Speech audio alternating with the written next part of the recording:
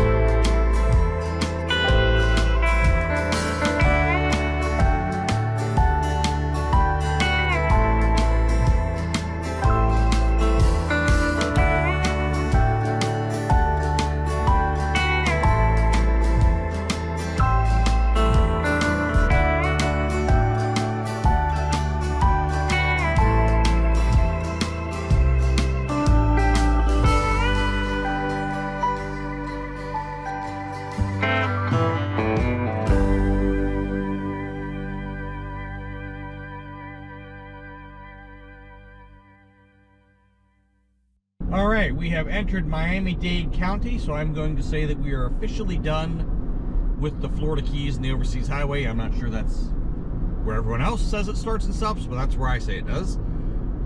So now we're going to see a lot less of Highway 1. I mean, they run together, and it is part of A1A, but through the Keys, it's kind of interesting. There's some cool stuff to see, but we're really going to tone this way down now until we get to the historic scenic byway. A1A. All right, here we are, downtown Miami.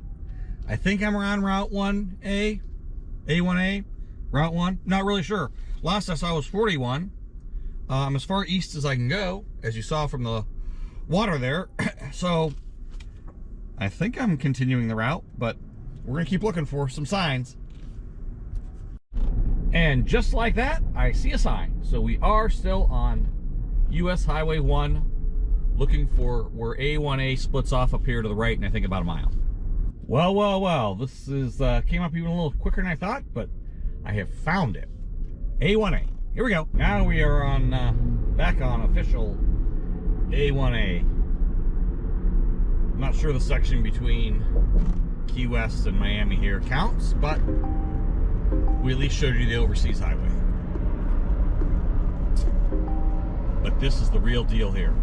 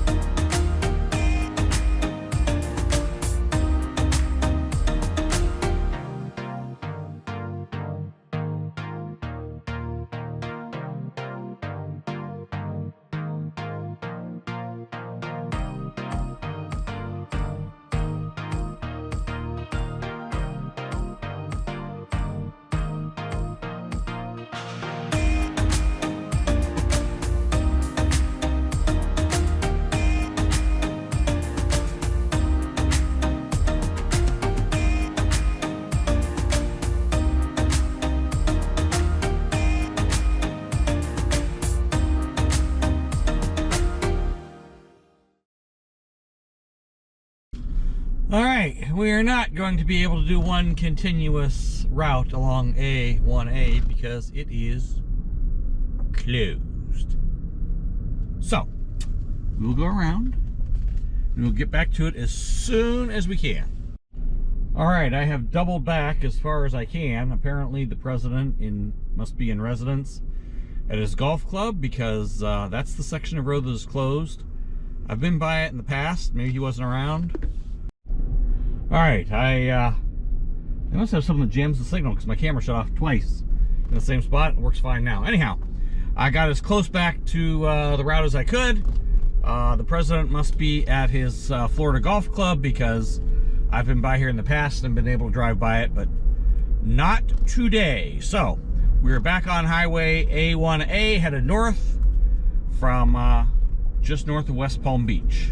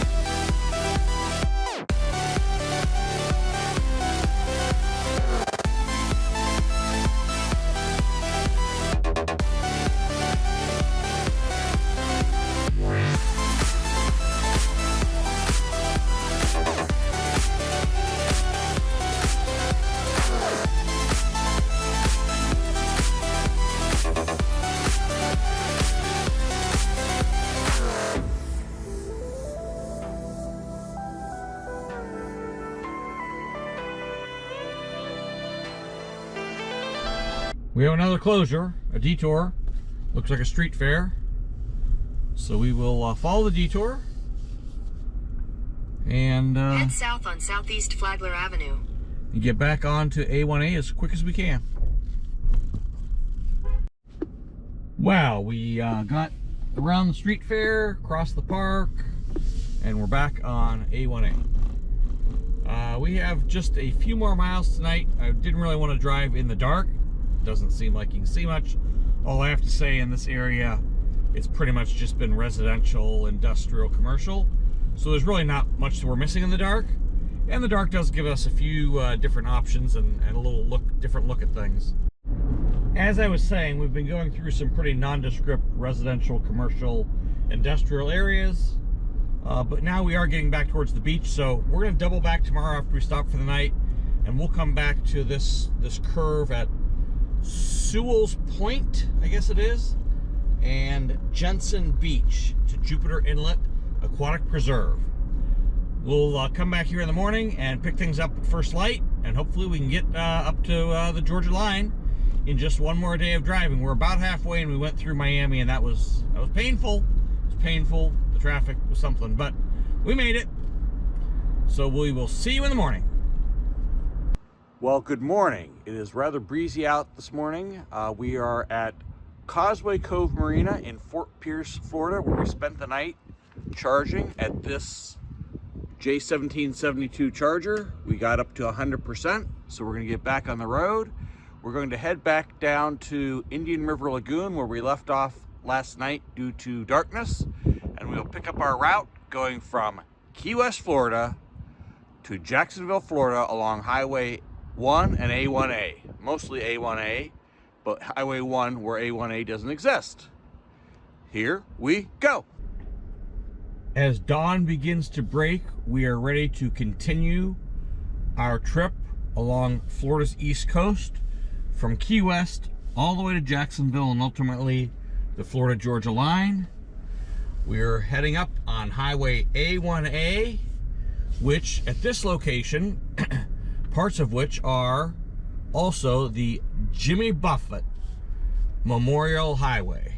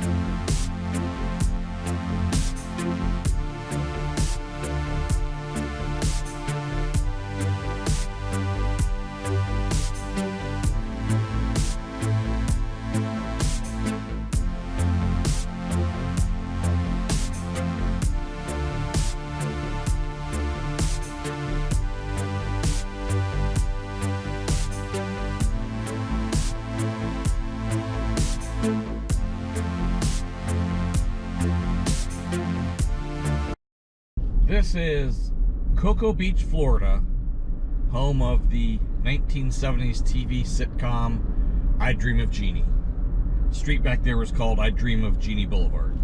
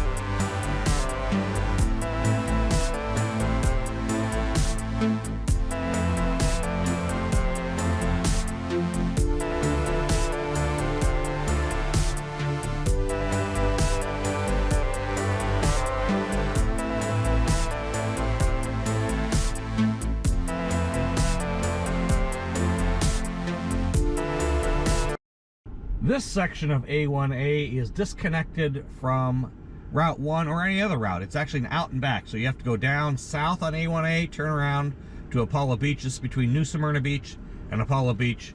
You turn around at Apollo Beach and you have to come back up to go north. So because I'm a stickler for making sure we do the whole route, we went ahead and did it. But this one is a little bit unique in that it's not just a straight connected route. It actually ends in Canaveral National Seashore. So since we're already down here and we have the National Parks Pass, we're gonna go check it out. So I suspect that A1A actually ends where the National Park Road takes over, but we'll go ahead and go down all the way to the end and then head back. Actually, my GPS says this is still A1A. So we are at the end of it. It's a big cul-de-sac to get turned around, and then we will continue on our journey north on Highway A1A and US 1.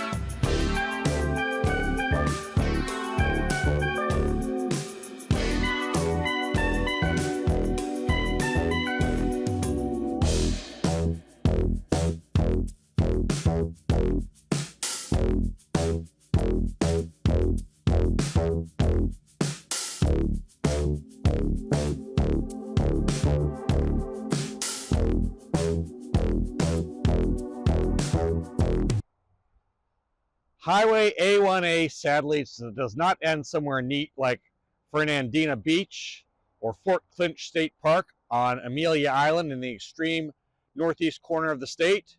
No, it actually turns inland, heads southwest, and ends in Callahan at the intersection of routes 301, 23, and 1. Doesn't have an end sign, doesn't have a begins here sign. Closest thing it has is this A1A ahead sign heading east for the south if you were going north to south. So that's a little bit disappointing. I thought it could end kind of like it did in Key West in a kind of cool place. This is not that cool, sorry. The slightly disappointing ending notwithstanding, we certainly hope that you have enjoyed this look at Highway A1A all along the east coast of Florida, from the southern tip in Key West all the way up to the northeast corner on Amelia Island, and then, as I say, it turns inland and heads to a town called Callahan with the intersection of Highway 1, 23, and 301. If you did, please hit that like button. Of course, we hope you're subscribed, and please hit that bell button to be notified of our upcoming content. Thank you!